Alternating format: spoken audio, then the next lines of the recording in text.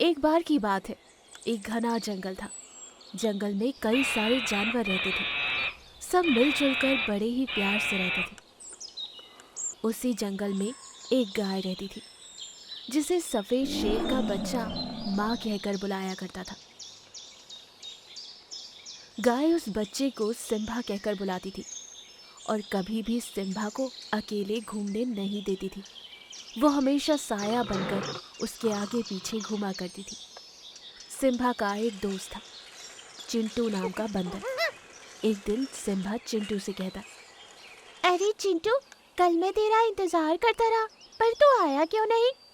वो कल मैं ना चाचा से मिलने उनके पास जंगल गया था, इसीलिए नहीं आया। और तुम्हें पता है वो जंगल कितना खूबसूरत है, मन ही नहीं कर रहा था वापस आने का। क्या सच में? ये सुनकर वहां खड़ी गाय चिंटू से कहती है, अरे ओ चिंटू, चुप कर अपनी बकवास। जब देख तब आवाराओं की तरह यहाँ वहाँ घूमता रहता है। और तू क्या कह रहा था कि वो जंगल खूबसूरत है? अरे हमारे जंगल जैसा खूबसूरत कोई नहीं है, समझा? अरे मैं सच कह रहा हूँ, वैसे भी तुमने थोड़े ही ना वो जंगल देखा है। अगर तुम एक बार वो जंगल देख लो तो पक्का तुम्हारा भी मन नहीं करेगा वापस आने का। हाँ। माँ, चिंटू इतना कह रहा है तो एक बार जाकर देखते हैं ना। वैसे भी हम दोनों कभी इस इलाके को छोड़कर नहीं गए। प्लीज माँ। अरे ये क्या लगा रखा है तुम लोगों ने? और चिंटू, अगर ऐसी बेकार की बकवास करनी है ना तो यहाँ से निकल, वरना खूब मारूंगी तुझे। चल जा यहाँ से। चिंटू वहाँ से चला जाता है। सिम्बा उदास होता है। सिम्बा को देखकर गाय अपने मन में सोचती है, बेटा मुझे माफ़ कर दो, मैं तुम्हें कुछ समझा भी नहीं सकती और ना ही तुम्हें तुम्हारा सच बता सकती हूँ। हे भगवान, आखिर कब तक मैं सिम्बा का ये दर्द बर्दाश्त करूँ? यूँ गाय भी मन ही मन किसी बात को लेकर उदास हो रही थी। दिन यूं ही बीतते गए। एक दिन सिम्बा गुफा में सो रहा था। सिम्बा भी सो रहा है, मैं जल्दी से जाकर तालाब से पानी पीकर आती हूँ। ये सोचकर गाय तालाब के पास जाकर पानी पीने लगती है। तभी वहाँ दो लकड़बग्घे आते और उन्हें देखकर गाय डर जाती है। आखिरकार तुझे ढूंढ ही लिया। अब जाकर हमारे सरदार का सपना पूरा होगा। बता, सिम्बा कहाँ है? शायद तुम लोगों को कोई गलतफहमी हुई है। मैं किसी सिम्बा को नहीं जानती, मुझे जाने दो। घर पर मेरे बच्चे भूखे हैं। अरे ऐसे नहीं मानेगी, चल इसे सरदार के पास ले चलते हैं।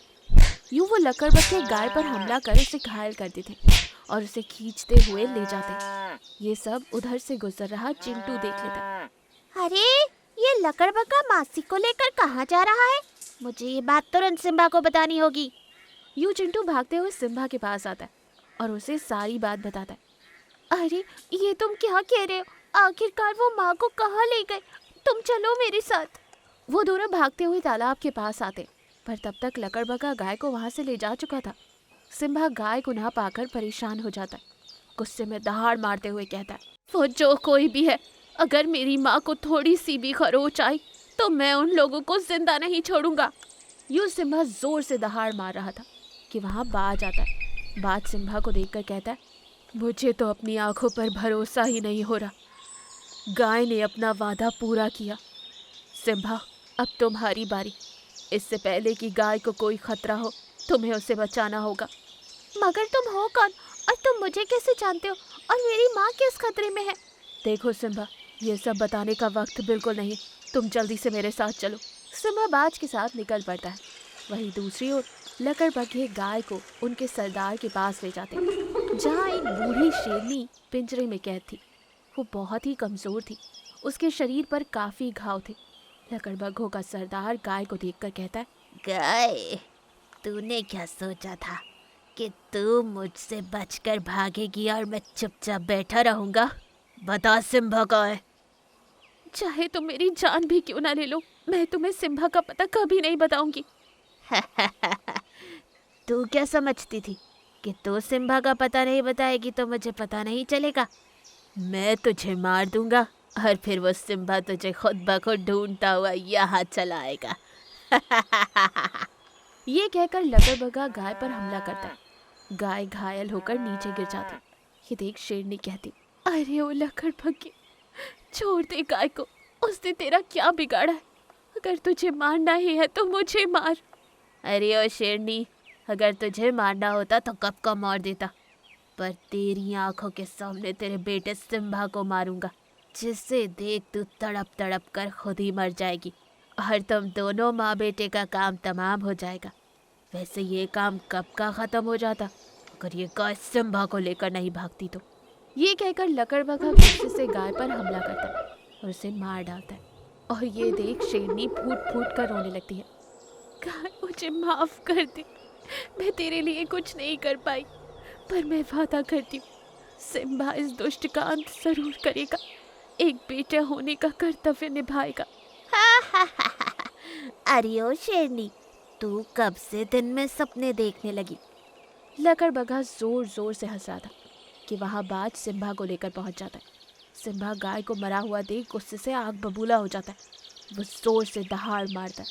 उसकी दहाड़ सारे जंगल में गूंजने लगती है। किसने मारा मेरी माँ को? आखिर तू आ ही गया, तेरा ही तो इंतजार था मुझे। मैंने मारा तेरी गाय को। अब बोल, क्या तुझे भी तेरी माँ के पास पहुँचा दूँ? अब मैं तुझे और तेरी माँ इस शेरनी को भी मार दूंगा। कि तभी सिम्बा की नज़र शेरनी पर पड़ती। बेटा सिम्बा, मैं तुम्हारी माँ हूँ। इस दुष्ट लकड़बग्घे ने दोस्ती का झूठा नाटक रचकर तुम्हारे पिता को मार डाला। वो तुम्हें भी मारकर इस जंगल का राजा बनना चाहता था, पर गाय जो मेरी अच्छी दोस्त थी वो तुम्हें यहाँ ले गई। वो तुम्हें यहाँ से ले गई और तुम्हारी माँ बनकर तुम्हारी रक्षा करती रही, लेकिन आज इस दुष्ट ने बड़ी ही बेरहमी से उसे मार दिया। ख़त्म कर दो इस दुष्ट को, ताकि गाय की आत्मा को शांति मिल सके। अरे बंद कर अपना भाषण, और सिपाहियों तुम लोग खड़े खड़े क्या देख रहे हो? खत्म कर दो दोनों को। लकड़बग्घे को ये कहते ही उसकी सेना सिम्बा पर टूट पड़ी। सिम्बा एक एक करके सबको मार देता है। ये देख लकड़बग्घा घबरा जाता है और गुस्से में सिम्बा पर हमला ही कर देता है। दोनों के बीच लड़ाई होती है, लेकिन सिम्बा लकड़बग्घे को मार देता है। ये देख शेरनी और बाकी जानवर खुश हो जाते हैं। कुछ दिन बाद शेरनी ठीक हो जाती है। सिम्बा जंगल का राजा बनकर जंगल की भागदौड़ संभाल लेता है और एक अच्छा राजा होने का कर्तव्य निभाता है।